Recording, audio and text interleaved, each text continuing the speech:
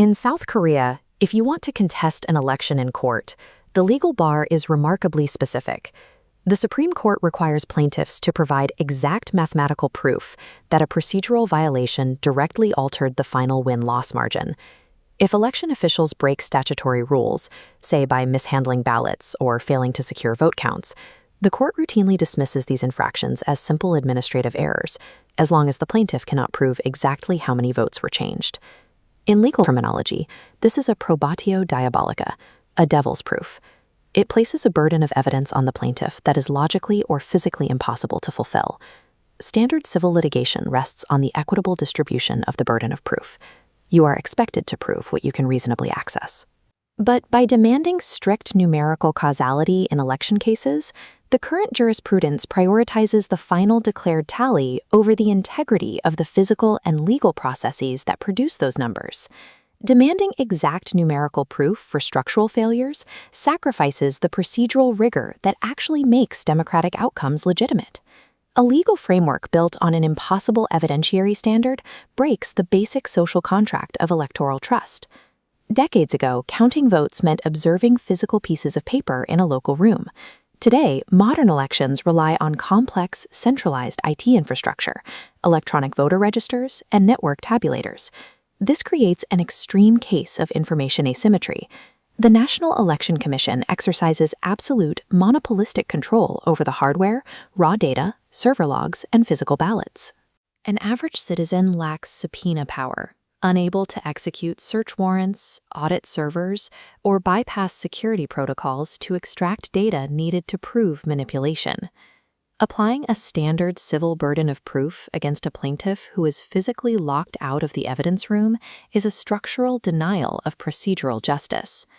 To understand why this standard fails, we have to look past the final math and examine procedural integrity, the strict adherence to election laws that gives the final numbers their authority. In legal terms, this is often analyzed through the fruit of the poisonous tree doctrine. If we map this onto election architecture, the data flow starts at a physical voting location and ends at a centralized database.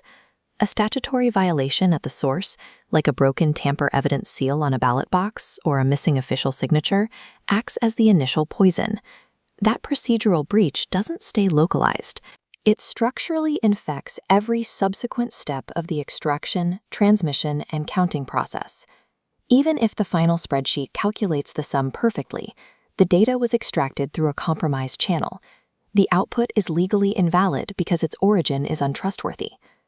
The South Korean standard ignores the structural infection. It requires the plaintiff to track exactly which contaminated data points changed the final sum, otherwise the breach is categorized as a harmless error. But mathematically flawless addition is legally meaningless if the integers themselves were generated through a broken procedure. This outcome-driven logic isolates South Korea from the strict procedural standards upheld by international constitutional courts. Consider the 2016 ruling by the Austrian Constitutional Court. This was a national presidential runoff, an election with the highest possible executive stakes. Investigators found two primary procedural infractions. Absentee ballot boxes were opened earlier than the law permitted, and individuals without proper legal authorization participated in the sorting process. Plaintiffs did not prove that a single vote had actually been changed.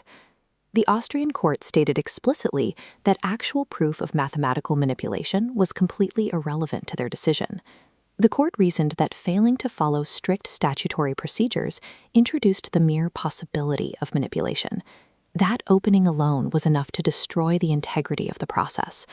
Because the process was compromised, the court invalidated the entire national election result. The Austrian standard establishes that eliminating the risk of tampering is far more important than preserving a potentially flawed numerical outcome. 5 years later, the Federal Constitutional Court of Germany reviewed the 2021 Berlin state and federal elections. The Berlin elections suffered from severe, widespread logistical chaos across multiple voting districts. Officials delivered incorrect ballots to polling stations, voters were turned away due to shortages, and some voting locations remained open well past the legal deadline. When the German court reviewed these administrative failures, they did not ask plaintiffs to calculate exactly how many voters were disenfranchised. They explicitly refused to audit individual district margins to see if the missing ballots would have shifted the ultimate winners and losers. The court ruled that managing an election with such structural incompetence is an inherent violation of the citizens' basic democratic rights. Based entirely on administrative failure, the court ordered a complete revote for the entire jurisdiction. In the German framework, administrative competence is a mandatory legal threshold. If you fail the process, you forfeit the result. Both the Austrian and German constitutional models recognize a reality that South Korean jurisprudence currently ignores. You cannot separate the final tally from the rules used to gather it. When a court confirms that widespread statutory violations or administrative failures occurred, the evidentiary burden should no longer sit with the citizen.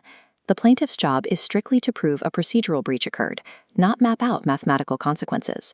Once established, the state institution possessing the server logs and ballots must bear the full burden of proving the underlying data remains valid. Shifting this burden forces the institution holding the data monopoly to answer for its own procedural failures, restoring balance to civil litigation. Clinging to outcome determinism makes no sense in an era where elections are managed entirely through opaque state IT infrastructure. If courts continue to demand mathematically impossible proofs from voters while giving state agencies a pass on basic security protocols, public confidence in the electoral system will erode completely. Election litigation standards require immediate reform. Transparent, strictly enforced administrative procedures are the only real safeguard against institutional manipulation or error. A democracy doesn't survive just because citizens accept a final sum. It survives because strict adherence to the law ensures the final sum is undeniable.